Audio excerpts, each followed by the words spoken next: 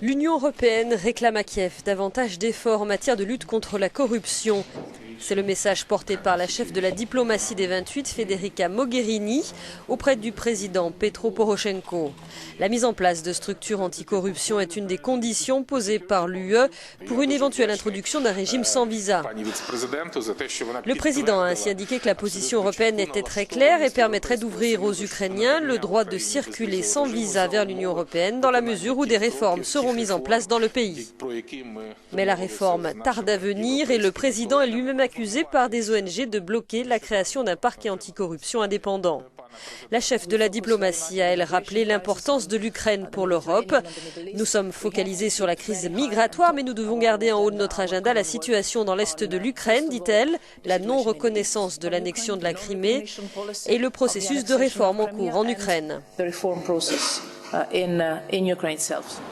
La libéralisation du régime des visas dans la zone Schengen est une promesse phare des autorités pro-occidentales à Kiev, mais les conditions posées par Bruxelles ne sont pas encore réunies.